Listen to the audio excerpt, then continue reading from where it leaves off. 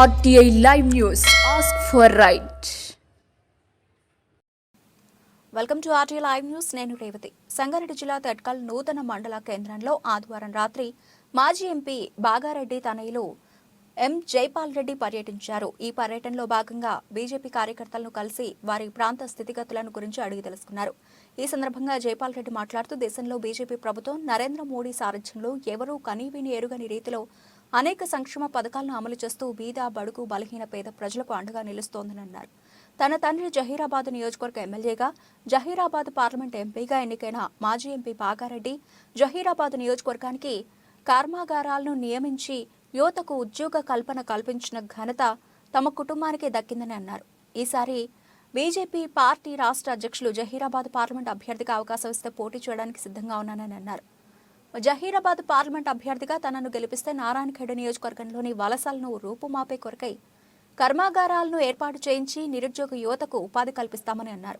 ఈ కార్యక్రమంలో కాపార్టీ ఆంజనేయులు, ముప్పిడి సాయిలు, రమేష్ గౌడ్, రమేష్ చారి, ప్రమోద్ చారి, ప్రకాష్ పాటిల్, మామిడి పండరి, బీరాదర్ సురేష్, యోగేశ్వర్ పాటిల్, బీజేపీ తాజా మాజీ కార్యకర్తల అభిమానులు తదితరులు పాల్గొన్నారు. మరి దేశ ప్రజలందరూ కూడా 22 జనవరి రోజు అయోధ్యలో రామ మందిర ప్రారంభోత్సవాన్ని తిలకించారు. స్వయంగా మన భారత ప్రధాని శ్రీ నరేంద్ర మోడీ గారి చేతుల మీద దేశానికి అయోధ్య రామ మందిరం అంకితమైంది. ఇది చాలా గర్వించదగిన విషయం. దాదాపు 500 సంవత్సరాల నుంచి ఉన్నటువంటి సమస్య, మరి ఎంతోమంది త్యాగాలు చేసినటువంటి సమస్య, 30-35 సంవత్సరాల నుంచి పోరాటం నడుస్తున్నటువంటి సమస్య ఈరోజు ఇంత సానుకూలంగా అందరికీ సమ్మతంగా ఈరోజు ఈ సమస్య పరిష్కారం కావడం నిజంగా దేశ ప్రజలందరూ కూడా ఒక సంతోషకరమైన ఒక పండుగ వాతావరణంలో ప్రజలందరూ ఉన్నారు. మరి ముఖ్యంగా ఈరోజు మన పరిస్థితి చూస్తే ప్రపంచ దేశాలలో కూడా భారతదేశం ఆర్థికంగా కానీ సామాజికంగా కానీ మన ప్రధాని శ్రీ నరేంద్ర మోడీ గారి నాయకత్వంలో చాలా ముందుకు పోతూ ఉన్నది. 2014లో 10వ స్థానంలో ఉన్నటువంటి భారతదేశం ఈరోజు 5వ స్థానానికి చేరడం మన భారతీయులందరికీ కూడా గర్వకారణమైనటువంటి విషయం. ముఖ్యంగా 10 సంవత్సరాల నుంచి కేంద్రంలో ఇన్ని పనులు జరుగుతున్నా మన ప్రాంతం ఎందుకో ఈ సంక్షేమ కార్యక్రమాలు కానివ్వండి, ఈ అభివృద్ధి కార్యక్రమాల్లో వెనుకబడి ఉన్నటువంటి విషయం మనం గమనిస్తూ ఉన్నాం. ఖచ్చితంగా కేంద్రంలో మళ్ళీ బీజేపీ ప్రభుత్వం రాబోతున్నది. మరి ఇక్కడ కూడా బీజేపీ ఎంపీ ఉన్నట్లయితే మన ప్రాంతానికి కూడా అభివృద్ధి పనులు వస్తాయని తెలియజేసుకుంటూ, ముఖ్యంగా మీకందరికీ తెలుసు స్వర్గీయులు బాగారెడ్డి గారు మన జిల్లానే కాదు జహీరాబాద్ ప్రాంతంలో ఇతర ప్రాంతాల్లో ఎన్నో ఫ్యాక్టరీలు తీసుకొచ్చి చెరుకు కర్మాగారం కానివ్వండి, ఇరిగేషన్ ప్రాజెక్ట్స్ కానీ అన్ని విధాలా కూడా మన జిల్లా ప్రజలకు అందరికీ మేలు జరిగే విధంగా అభివృద్ధి కార్యక్రమాలు తీసుకొని వచ్చినారు. మరి నాకు సహకార బ్యాంక్ అధ్యక్షునిగా ఉన్నప్పుడు నేను కూడా ఎన్నో అభివృద్ధి కార్యక్రమాలు చేపట్టి జిల్లా ప్రజలందరూ కూడా సేవనందించడం.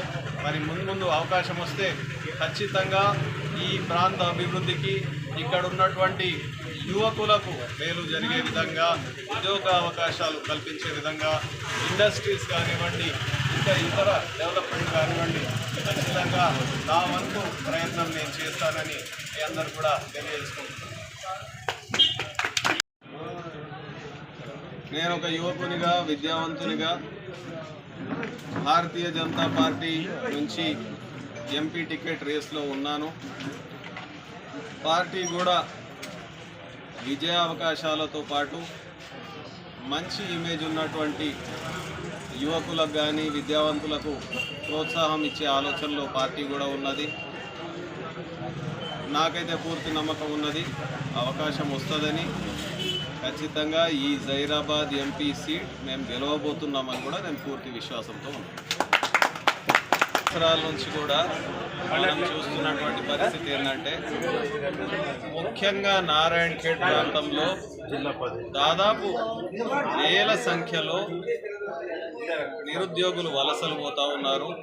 ఇక్కడ ఉద్యోగ అవకాశాలు రాకను, ఇక్కడ ఆర్థికంగా సరి అయిన వ్యవస్థ లేకపోవడం వలన ఇతర ప్రాంతాలకు వెళ్ళి బతుకుతున్నటువంటి సంఖ్య చాలా ఎక్కువగా ఉన్నది.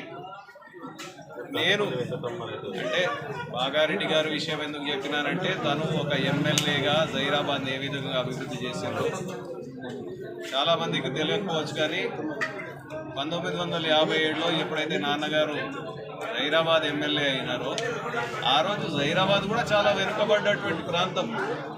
తన వంతు కృషితోని, ప్రభుత్వ సాయంతో అనుకోండి, తన కృషితోని జైరాబాద్ను అభివృద్ధి చేసినారు.